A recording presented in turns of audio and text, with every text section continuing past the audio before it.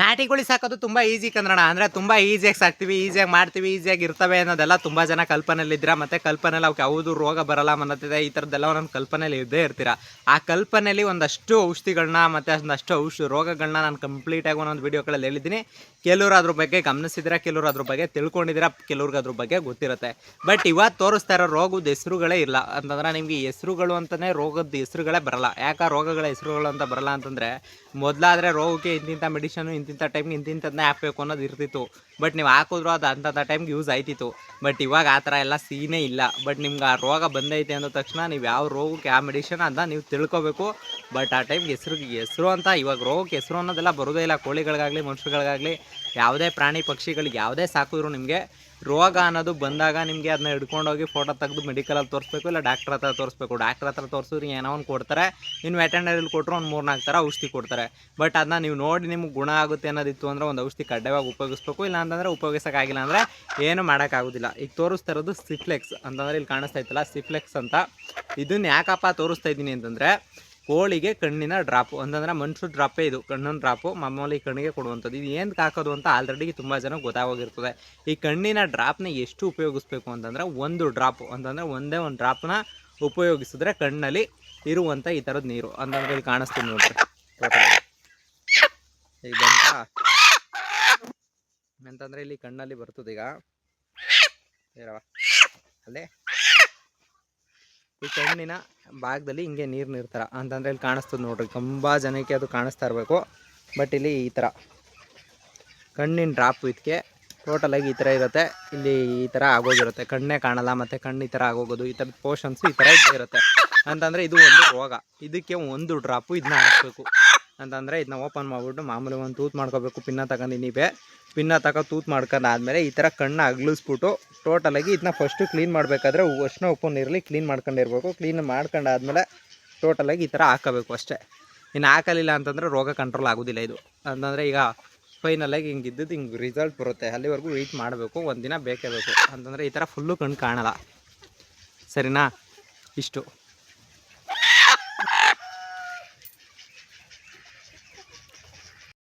ಆಮೇಲೆ ಇವತ್ತಿನ ವೀಡಿಯೋದಲ್ಲಿ ನಿಮಗೆ ಸಿಫ್ಲೆಕ್ಸ್ ಅಂತಂದರೆ ಇಲ್ಲಿ ಕಾಣಿಸ್ತಾ ಇತ್ತಲ್ಲ ಸಿಫ್ಲೆಕ್ಸ್ ಬಗ್ಗೆ ಒಂದು ವೀಡಿಯೋದಲ್ಲಿ ಹೇಳಿದೆ. ಸಿಫ್ಲೆಕ್ಸ್ನ ಏನಂತ ಯೂಸ್ ಮಾಡ್ಬೋದು ಅಂತ ಹೇಳ್ಬಿಡ್ತೀನಿ, ಕೇಳ್ಕೊಳ್ರಿ. ನಿಮಗೆ ಕೋಳಿಲಿ ಉಂಟಾಗೋದು ಒಂದು ರೋಗ ಅಲ್ಲ. ಅಂತಂದರೆ ಇಲ್ಲಿ ಕಾಣಿಸ್ತಾ ಇದೆ ನೋಡ್ರಿ, ಕಣ್ಣಲ್ಲಿ ನೀರು ಥರ ಬರುತ್ತೆ ಮತ್ತು ಒಳಗಡೆ ಕ್ರೀಮ್ ಥರ ಬರುತ್ತೆ. ಅಂತಂದರೆ ಒಂದು ಪೋರ್ಷನ್ ರೋಗ ಬರೋದಿಲ್ಲ. ಅಂತಂದರೆ ಕೋಳಿಗಳಿಗೆ ಒಂದೇ ಒಂದು ರೋಗ ಅಂತ ಬರೋದಿಲ್ಲ. ಇದು ಸಿಫ್ಲೆಕ್ಸ್ ಹಾಕಬೇಕಾಗಿರೋದು ಆ ಥರದ್ರಲ್ಲಿ ಮನುಷ್ಯರು ಕಣ್ಣು ಡ್ರಾಪ್ ಇದು. ಅಂತಂದರೆ ಇನ್ಯಾವ ಡ್ರಾಪು ಅಲ್ಲ, ಮನುಷ್ಯರು ಕಣ್ಣು ಡ್ರಾಪೇ ಹಾಕೋದಿದ್ದು. ಟೋಟಲಾಗಿ ಇದನ್ನ ಒಂದು ಡ್ರಾಪ್ ಹಾಕಬೇಕು. ಅಂತಂದರೆ ಇದು ಕಾಣಿಸ್ತೈತೆ ನೋಡ್ರಿ ಸಿಫ್ಲೆಕ್ಸ್, ಒಂದು ಡ್ರಾಪು ಕಣ್ಣಿಗೆ ಹಾಕಬೇಕು. ಇನ್ನೆಲ್ಗೂ ಅದು ಬಿಟ್ಬಿಟ್ಟು ಇನ್ನೇನೋ ಸುಮ್ಮನೆ ಎಷ್ಟಾಗಿ ಹಾಕೋದು, ಒಂದು ಡ್ರಾಪ್ ಅಲ್ಲ ಅಂತ ಇನ್ನೊಂದು ಡ್ರಾಪ್ ಹಾಕೋದು, ಈ ಥರದ್ದೆಲ್ಲ ಮಾಡೋಕೆ ಹೋಗ್ಬಿಟ್ರೆ ಮನುಷ್ಯರು ಎಷ್ಟು ಹಾಕ್ತಾರೆ ಅಷ್ಟೇ ಹಾಕಬೇಕು. ಆಮೇಲೆ ಇದನ್ನ ಫಸ್ಟು ಉಪ್ಪು ನೀರು ಮತ್ತು ಇದು ಅರಿಶಿನ ಪುಡಿಲಿ ಕ್ಲೀನ್ ಮಾಡ್ಕೊಂಡಿರ್ಬೇಕು. ಒಳಗಡೆ ಇರೋದೆಲ್ಲ ನೀರೆಲ್ಲ ಆಚೆ ಬಂದುಬಿಡ್ಬೇಕು. ಅರಿಶಿನ ಪುಡಿ ಇಲ್ಲ ಉಪ್ಪು ನೀರಲ್ಲಿ ಕ್ಲೀನ್ ಮಾಡ್ಕೊಂಡಾದ್ಮೇಲೆ ಇದನ್ನು ಹಾಕಬೇಕು. ಸಿಫ್ಲೆಕ್ಸಿನ್ ಅಂತ ಇದ್ರ ಹೆಸರು ಬಂದು. ಸಿಫ್ಲೆಕ್ಸಿನ ಒಂದು ಡ್ರಾಪ್ ಮಾತ್ರ ಹಾಕಬೇಕು. ಇದು ಬಂದು ನಿಮಗೆ 20 ರೂಪಾಯಿ ಅಷ್ಟೇ. ಅಂದರೆ ಜಾಸ್ತಿ ದುಡ್ಡಿಲ್ಲ, 20 ರೂಪಾಯಲ್ಲಿ ಆರಾಮಾಗಿ ಹಾಕೋಬೋದು. ಅಚ್ಚುಕಟ್ಟಾಗಿ ಹಾಕೊಳ್ಳಿ. ಆಮೇಲೆ ಸಿಫ್ಲೆಕ್ಸ್ನ ಹಾಕಬೇಕಾದ್ರೆ ಸುಮ್ಮನೆ ಅದು ಇದು ಕೆಮಿಕಲ್ ಹಾಕೋದು ಇದೆಲ್ಲ ಹಾಕೋದು ಮಾಡೋಕ್ಕೆ ಹೋಗ್ಬಿಡಿ. ಫಸ್ಟ್ ಆಫ್ ಆಲ್ ನೀವು ಕೆಮಿಕಲ್ಲು ಈ ಥರದ್ದು ಏನೋ ಹಾಕ್ತಂತಲೇ ಯೂಸ್ ಮಾಡ್ಕೊಳ್ರಿ, ಟೋಟಲಾಗಿ ಚೆನ್ನಾಗಿರುತ್ತೆ. ಅದನ್ನು ಬಿಟ್ಬಿಟ್ಟು ಸುಮ್ಮನೆ ಸಿಫ್ಲೆಕ್ಸ್ ಬಿಟ್ಬಿಟ್ಟು ಮೊದಲೇ ಯಾವುದ್ಯಾವುದೋ ಹಾಕ್ಕೊಂಡು ಆಮೇಲೆ ಇದೆಲ್ಲ ಹಾಕೋದು. ಆಮೇಲೆ ಏನು ಅಂತಂದರೆ ಲಸೋಟನ ತೊಗೊಂಡ್ಬಿಟ್ಟು ಇವಾಗ ಕೋಳಿಗಳಿಗೆ ಹಾಕೋದು. ಅಂತಂದರೆ ವ್ಯಾಕ್ಸಿನೇಷನ್ಸು ಲಸೋಟ ಕೊಡ್ತೀವಿ ಅಂದ್ಬಿಟ್ಟು ಲಸೋಟದ್ದು ಈ ಥರದ್ದೆಲ್ಲ ಹಾಕೊಳ್ಳೋದು, ಇದೆಲ್ಲ ಬಿಟ್ಟು ಹಾಕೊಳ್ಳಿ. ಅಂತಂದರೆ ಈ ಥರ ಜೂಗ್ಡಿಸೋದು ತೂಗ್ಡಿಸೋದು ನೀರು ಬರೋದು ಮತ್ತು ಪ್ರತಿ ಒಂದಕ್ಕೂ ಇದೇನೆ ಸಿಫ್ಲೆಕ್ಸ್ ಕಣ್ಣು ಡ್ರಾಪ್ಸು. ಕಣ್ಣೊಂದು ಏನೇ ಪ್ರಾಬ್ಲಮ್ ಬಂದ್ರೂ ತಿಳ್ಕೊಬಿಡಿ. ಸಿಫ್ಲೆಕ್ಸ್ ಹಾಕೋದ್ರಿಂದ ನಿಮಗೆ ರೋಗಗಳು ರೋಗ ಲಕ್ಷಣಗಳು ಕಡಿಮೆ. ಅಂತಂದರೆ ಇದ್ರ ಹೆಸರೇನು ಹೇಳಕ್ಕೆ ಬರಲಿಲ್ಲ ಅಂತಂದರೆ ಕಣ್ಣು ಡ್ರಾಪ್ ಕೊಡೋಣ ಸಾಕು. ನೀವು ಮೆಡಿಕಲ್ಗೆ ಹೋಗಿ 100% ಕಣ್ಣು ಡ್ರಾಪ್ ಕೊಟ್ಟೇ ಕೊಡ್ತಾರೆ. ಇದನ್ನು ಮಾತ್ರ ಯೂಸ್ ಮಾಡ್ಕೊಳ್ಳಿ ಮತ್ತು ಇದನ್ನು ಹಾಕೊಳ್ಳಿ, ಅಚ್ಚುಕಟ್ಟಾಗಿ ಯೂಸ್ ಆಯ್ತದೆ. ನೀರು ಇಲ್ಲಿ ನೋಡ್ತಾ ಇರ್ಬೋದು ಕ್ಯೂ ಥರ ಎಷ್ಟು ಬಂದೈತೆ. ಮತ್ತು ಕೋಳಿ ಕಣ್ಣೇ ಕಾಣಿಸಲ್ಲ. ಮತ್ತು ಇದೆಲ್ಲ ಒಂದೊಂದೇ ಸ್ಟೇಜಲ್ಲೇ ಗೊತ್ತಾಗೋಯ್ತದೆ ನಿಮಗೆ. 10-15 ಸ್ಟೇಜಲ್ಲ, ಒಂದೊಂದೇ ಸ್ಟೇಜಲ್ಲೇ ಗೊತ್ತಾಗೋಯ್ತದೆ. ಆ ಒಂದು ಸ್ಟೇಜಲ್ಲಿ ಗೊತ್ತಾಯ್ತು ಅಂದ ತಕ್ಷಣ ತಗೊಂಡೋಗಿ ಹಾಕೊಬಿಡ್ಬೇಕು ನೀವು. ಹಾಕಲಿಲ್ಲ ಅಂತಂದರೆ ಅವೆಲ್ಲ ಪ್ರಾಬ್ಲಮ್ಮು. ಇವಾಗ ಕೋಳಿಗಳು ಅಂದರೆ ಕೋಳಿಗಳು ಸಾಕಿರ್ತೀರ ಕನ್ನಡ. ಕೋಳಿಗಳು ಸಾಕಿದ್ರೆ ಕನ್ನಡ ನೀವೇನು ಮಾಡ್ತೀರಾ ಅಂದರೆ ಕೋಳಿಗಳ ಹತ್ರ ಇವಾಗ ಸುಮ್ಮನೆ ಸಾಕಿರೋದು ಸುಮ್ಮನೆ ಬಿಟ್ಬಿಡೋದು ಈ ಥರದ್ದಲ್ಲ. ಅಂತಂದರೆ ಮಳೆಗಾಲದಲ್ಲಿ ಏನು ಅಂತಂದ್ರೆ ವಾತಾವರಣ ಸಂಜೆ ಗಂಟೆ ಕೋಳಿ ಓಡಿಸ್ತೀರಾ, ಕೋಳಿ ಹೋಗಲ್ಲ. ಯಾಕಂತಂದರೆ ನೀವು ಟೈಮ್ ಸೆಟ್ ಮಾಡಿಬಿಡ್ಬೇಕಾಯ್ತದೆ. ಅಂದರೆ ಬೆಳಗ್ಗೆ 6 ಗಂಟೆ ಬಿಟ್ಟರೆ ಸಾಯಂಕಾಲ 7 ಗಂಟೆ ಗಂಟ ಬೈಲಲ್ಲೇ ಮೇಯೋ ಥರ ಕೋಳಿಗಳನ್ನ ಬಿಟ್ಕೊಂಡಿರ್ಬೇಕಂದ್ರಣ. ಅಂತಂದರೆ ಇದನ್ನ ಕಡ್ಡಾಯವಾಗಿ ತಿಳ್ಕೊಬೇಕು. ಕೋಳಿಗಳನ್ನ ಆರಾಮಾಗಿ ಬೆಳಗ್ಗೆಯಿಂದ ಸಾಯಂಕಾಲದವರೆಗೂ ಶೆಡ್ ಹತ್ರ ಬಿಟ್ಕೊಂಡು ಅಂದಾಗ ನಿಮಗೆ ಅಡ್ಜಸ್ಟ್ಮೆಂಟ್ ಬಿಟ್ಬಿಟ್ಟಿರ್ತೀರ. ಇನ್ನು ಮಳೆ ಬಂದಾಗಲಿ ನಿಮ್ಗೆ ಏನೇ ಬಂದಾಗಲಿ ಈ ಥರ ತಾರ್ಪಲಲ್ಲಿ ಮಾಡಿಕೊಟ್ಟಿರ್ಬೇಕು. ಕೆಲವು ಕೋಳಿಗಳು ಹೋಯ್ತವೆ, ಕೆಲವು ಕೋಳಿಗಳು ಹೋಗಲ್ಲ. ಅದಕ್ಕೆ ಏನು ಮಾಡಬೇಕು, ಒಂದೊಂದು ಚಿಕ್ಕ ಚಿಕ್ಕ ಗುಡ್ಡು ಥರ ಹಾಕತ್ತೀನಿ ಅಂದರೆ ಕೋಳಿಗಳು ನೆನೆದೇ ಹೋದರೆ ರೋಗ ಕಡಿಮೆ. ಅಂತಂದರೆ ನೆಂತು ಅಂದರೆ ಶೀತಗಳು ಈ ಥರದ್ದು ಒಂದಷ್ಟು ಬರುವಂಥ ಪ್ರಾಬ್ಲಮ್ಸು ಜಾಸ್ತಿ ಇರ್ತವೆ. ಆ ಥರದ ನಿಟ್ಟಲ್ಲಿ ಏನು ಮಾಡಬೇಕು, ನೀವು ಕೋಳಿಗಳೇನಾರ ನೆನೆದಂಗೆ ಏನಾರ ಮಾಡ್ಕೋದಿರ್ಬೇಕು ಮಳೆಗಾಲದಲ್ಲಿ. ಬಡ್ಡೆ ಇದೊಂದು ಮಳೆ ಬತ್ತು ಅಂತಂದರೆ ನಿಮ್ಮ ಕೋಳಿಗಳು ರೋಗ ಬತ್ತು ಅಂತ ಅಂದರೆ ಒಂದೊಂದು ಟೈಮಲ್ಲಿ. ಆಮೇಲೆ ಇನ್ನೊಂದು ಏನಪ್ಪ ಅಂತಂದರೆ ಸುತ್ತ ನರ್ಸರಿ ನೆಟ್ ಕಟ್ಟಿದರೆ ಈ ಥರದಲ್ಲ ಏನಾರ ಮಾಡಿದರೆ ಅರ್ಧಿ ಛಿದ್ರ ಮಾಡಿ ಹೊಡೆದ ಕೋಳಿ ಇದು ಮಳೆ ಬಂತು ಅಂದರೆ ಮುಗ್ದೋಯ್ತದ್ರ ಕೆಲಸ. ಅಷ್ಟನ್ನು ಮಾಡಿಬಿಟ್ಟು ಅಚ್ಚುಕಟ್ಟಾಗಿ ಎದ್ಬಿಡ್ತದೆ.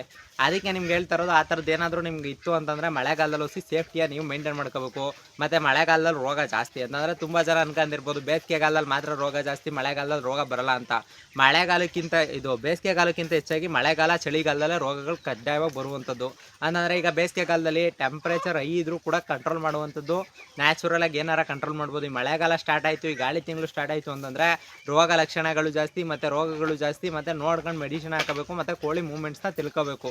ಆಮೇಲೆ ಕೋಳಿ ಮೂಮೆಂಟ್ಸ್ ತಿಳ್ಕೊಳ್ದಂತೆ ಸುಮ್ಮನೆ ಔಷಧಿ ಹಾಕೋದು ಈ ಥರದ್ದೆಲ್ಲ ಮಾಡೋಕೆ ಹೋಗ್ಬಿಡ್ರಿ.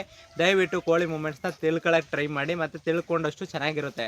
ಇದನ್ನು ಪ್ರತಿಯೊಬ್ಬರು ತಿಳ್ಕೊಂಡು ಮೆಡಿಷನ್ ಹಾಕೋಬೇಕು. ಅದನ್ನು ಬಿಟ್ಬಿಟ್ಟು ಸುಮ್ಮನೆ ಅವ್ರು ಹೇಳಿದ್ರು ಇವ್ರು ಹೇಳಿದ್ರು ಅಂದ್ಬಿಟ್ಟು ಅಲ್ಲಿ ಮೆಡಿಷನ್ ತರೋದು ಮತ್ತು ಮೆಡಿಕಲ್ಗೆ ಹೋಗಿ ಸುಮ್ಮನೆ ಓವರ್ ಇನ್ವೆಸ್ಟ್ಮೆಂಟ್ ಮಾಡ್ಕೊಳ್ಳೋದು ಮತ್ತು ಇದೆಲ್ಲ ಮಾಡ್ಕೊಳಕ್ಕೆ ಹೋಗ್ಬಿಡ್ರಿ. ದಯವಿಟ್ಟು ಟೋಟಲಾಗಿ ನೋಡ್ಕೊಂಡು ಇನ್ವೆಸ್ಟ್ಮೆಂಟ್ ಮಾಡ್ಕೊಳ್ಳಿ. ಮತ್ತು ಯಾವುದಕ್ಕೆ ಎಷ್ಟೆಷ್ಟು ಮೆಡಿಷನ್ ಹಾಕಬೇಕು ಮತ್ತು ಯಾವ್ಯಾವ ಮೆಡಿಷನ್ ಹಾಕಬೇಕು ಅಂತ ಫಸ್ಟು ತಿಳ್ಕೊಳ್ಳಿ. ಆಮೇಲೆ ಇದೆಲ್ಲ ಹಾಕ್ಕೊಂಡು ಮೆಡಿಷನ್ ಹಾಕೊಳ್ಳೋಕೆ ಟ್ರೈ ಮಾಡಿ ಫ್ರೆಂಡ್ಸ್. ಕೋಳಿಗಳಲ್ಲಿ ಈಗ ಬಡ್ಡೇನ ಕೋಳಿಗಳಲ್ಲಿ ಹೆಂಗಪ್ಪ ಅಂತಂದರೆ ಕೋಳಿಗಳು ಹಿಂಡಿಂಡೆ ಕಾಣಿಸಿದ್ರೆ ಬಟ್ ಎಲ್ಲದಕ್ಕಿಂತ ಎದ್ದು ಕಾಣಿಸೋದು ಅಂದರೆ ಬ್ರೀಡಿಂಗ್ ಹುಂಜಗಳು. ಅಂತಂದರೆ ಈ ಥರ ಬ್ರೀಡಿಂಗ್ ಹುಂಜಗಳ ಸಾಕಬೇಕು ಅಂದರೆ ನಾನು ಏನು ಮಾಡ್ತೀನಿ ಅಂತಂದರೆ ಈ ಹುಂಜನ ಪ್ರತಿ ಸಲನೂ ಕೊಟ್ಟಿಲ್ಲ, ಇಷ್ಟು ವರ್ಷವೂ ಕೊಟ್ಟಿಲ್ಲ, ಇನ್ಮೇಲೂ ಕೊಡಲ್ಲ. ಅದನ್ನ ಅದು ಎಷ್ಟು ವರ್ಷ ಇರುತ್ತೋ ಅಲ್ಲಿ ಗಂಟನೂ ಬಿಟ್ಕೊಳ್ಳೋದೆ ಅದು ಬ್ರೀಡಿಂಗ್ ಹುಂಜನ. ಅಂತಂದರೆ ಇರೋ ಪಾರ್ಟ್ಸ್ಗೆಲ್ಲ ಎದ್ದು ಕಾಣಿಸೋದು ಅಂದರೆ ಬ್ರೀಡಿಂಗ್ ಹುಂಜ. ಅಂತಂದರೆ ನಿಂತ್ಕ ಕಾಣಿಸ್ತಾ ಇದೆ ನೋಡ್ರಿ ಈ ಬ್ರೀಡಿಂಗ್ ಹುಂಜಗಳು. ಮತ್ತು ಬ್ರೀಡಿಂಗ್ ಹುಂಜಗಳಿಗೆ ರೋಗಗಳು ತುಂಬ ಕಡಿಮೆ. ಅಂತಂದರೆ ತುಂಬ ಜನ ಅನ್ಕೋಬೋದು ಬೇರೆ ಕಡೆ ತಂದೋಗಿ ಮಾತ್ರ ರೋಗ. ಇಲ್ಲೇನಾದರೂ ನೀವು ಇಲ್ಲೇ ಮನೆ ಹತ್ರ ಸಾಕಿದರೆ, ಫಾರಮ್ ಹತ್ರ ಸಾಕಿದರೆ ಬ್ರೀಡಿಂಗ್ ಹುಂಜಗಳು ನೋಡ್ಕೊಳ್ಳಿ ಅಲ್ಲಿ ಯಾವ ರೇಂಜಲ್ಲಿ ನಿಂತೈತೆ, ಯಾವ ರೇಂಜಲ್ಲಿ ಘಟ ನಿಂತಂಗೆ ಪೂರ್ತಿ ನಿಂತ್ಕೊತದೆ ಅಂತ. ಅಪ್ಪಿ ತಪ್ಪಿ ನೀವು ಸಾಕ್ತೀವಿ ಅಂತಂದರೆ ಅಚ್ಚುಕಟ್ಟಾಗಿ ಬ್ರೀಡಿಂಗ್ ಹುಂಜಗಳನ್ನ ಹಿಂಗೆ ಸಾಕಬೇಕು.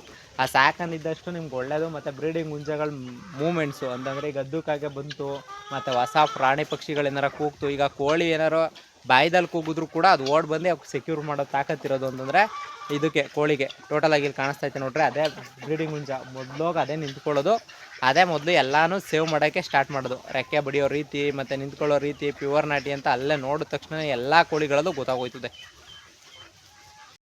ಪ್ರಕೃತಿಲಿ ಯಾವ್ಯಾವ ಥರ ಔಷಧಿಗಳಿಟ್ಟವ್ರೆ ಅಂತಂದರೆ ಇರೋದೆಲ್ಲ ಬಿಟ್ಬಿಡ್ತೀವಿ ನಾವು. ಇಲ್ಲದೇ ಇರೋದು ಆ್ಯಂಟಿಬಯೋಟಿಕ್ಕು ಅದು ಇದು ಅಂತ ಔಷಧಿಗಳು ಹುಡುಕ್ತಾ ಇರ್ತೀವಿ. ಈಗ ಏನಂತಂದರೆ ನಿಮ್ಮ ಕೋಳಿಗಳ ಹತ್ರ ಡೆವಲಪ್ಮೆಂಟ್ ಕಡಿಮೆ ಆಗೈತೆ ಮತ್ತು ಡೆವಲಪ್ಮೆಂಟ್ ಇಲ್ಲ, ಮತ್ತು ಕೋಳಿಗಳ ಹತ್ರ ನಿಮಗೆ ಆ್ಯಕ್ಟಿವ್ನೆಸ್ ಕಮ್ಮಿ ಐತೆ. ಮತ್ತು ಈ ಥರದ್ದು ಏನಾರ ಇತ್ತು ಅಂತಂದರೆ ಇಲ್ಲಿ ಕಾಣಿಸ್ತಾ ಇರೋದು ಏನೂ ಅಲ್ಲ, ದೊಡ್ಡದಾಗಿ ಪರಂಗಿ ಎಲೆ, ಅದು ಪರಂಗಿ ಎಲೆ ಬರ್ತದಲ್ಲ ಹೂವಂದು, ಅಂತಂದರೆ ಪರಂಗಿಕಾಯಿ ಹೂವು ಅಂತೀವಿ ನೋಡಿರಿ ಆ ಹೂವು ಇದು ಟೋಟಲಾಗಿ ಕಾಣಿಸ್ತಾ ಇರೋದು. ಈ ಹೂವನ್ನ ಬರೀ ಕೋಳಿಗೆ ಹಾಕ್ಬಿಟ್ರೆ ಸಾಕು ಹೆಂಗೆ ತಿಂತ ಗೊತ್ತಾ. ಬಟ್ ಇದರಲ್ಲಿ ರೋಗದ ಅಂಶ ಐತೆ ಅನ್ನೋದೇ ಯಾರೂ ತಿಳ್ಕೊಂಡಿರಲಿಲ್ಲ. ಅಂತಂದ್ರೆ ನನಗೆ ಇವಾಗ ಯಾರು ಹೇಳಿದ್ದು ಅದ್ರ ಬಗ್ಗೆ ನಾನು ನಿಮ್ಗೆ ಹೇಳ್ತಾ ಇರೋದು. ನಾನು ತಿನ್ನಲ್ವಾ ಅಂತ ಅಂದ್ಕೊಂಡಿದ್ದೆ. ನೋಡ್ರಿ ಬೇಕಾದ್ರೆ ಒಂದು ಕೋಳಿಗೆ ಹಾಕ್ತೀನಿ, ನೀವು ನೋಡ್ತಾ ಇರ್ಬೋದಲ್ಲಿ ಕೋಳಿ ಟೋಟಲಾಗಿ ಅಲ್ಲಿ ಹಾಕಿರ್ತೀನಿ ನಿಮ್ಗೆ ಕಾಣಿಸ್ತಾ ಥರ. ಪರಂಗಿ ಎಲೆ ಹೂವು ಅಂದರೆ ಹೂವು ಯಾವ ಥರ ತಿಂತವೆ ಅಂತ ಟೋಟಲಾಗಿ ಕಾಣಿಸ್ತಾ ಇರೋದು. ಕೋಳಿಗಳಿಗೆ ರೋಗ ಕಡಿಮೆ ಅಂತಂದರೆ ಹೂವಿಂದನೂ ಕೂಡ ರೋಗಗಳು ಕಡಿಮೆ ಆಯ್ತವೆ. ಅಂತಂದರೆ ಕೋಳಿಗಳು ತಿನ್ನಲ್ಲ ಅಂತಂದ್ರೆ ಅದು ಚೆನ್ನಾಗಿ ಕೋಳಿಗಳು ಪರಂಗಿ ಎಲೆ ಹೂವನ್ನ ತಿಂದಷ್ಟು ರೋಗ ಕಡಿಮೆ ಆಯ್ತವೆ. ಅಂತಂದರೆ ಇಲ್ಲಿ ಕಾಣಿಸ್ತಾ ನೋಡ್ರಿ, ನಾನು ಅಂದ್ಕೊಂಡಿದ್ದೆ ಫಸ್ಟು ತಿನ್ನಲ್ಲ ಮತ್ತು ಕೋಳಿಗಳು ತಿನ್ನಲ್ಲ ಅಂತ. ಇವಾಗ ಸ್ಟಾರ್ಟಿಂಗ್ ಹಾಕಾದ್ಮೇಲೆ ಗೊತ್ತಾಗಿದ್ದು ಪರಂಗಿ ಎಲೆ ಹೂವನ್ನ ತುಂಬ ಇಷ್ಟಪಟ್ಟು ತಿಂತವೆ ಅಂತ. ಅಂತಂದರೆ ಪರಂಗಿಕಾಯಿ ಹೂವು ಇದು, ಅಂತಂದರೆ ಕಾಯಿ ಬಿಡೋಕೆ ಮುಂಚೆ ಹೂವು ಬಿಡ್ತದಲ್ಲ ಆ ಹೂವು ಹಾಕೋದ್ರಿಂದ ರೋಗಗಳು ತುಂಬ ಕಡಿಮೆ ಇರ್ತವೆ. ನೀವು ಅದು ನೋಡ್ಕೊಂಡು ಕೂಡ ಹಾಕೋಬೋದು ನಿಮ್ಮ ಕೋಳಿಗಳಿಗೆ.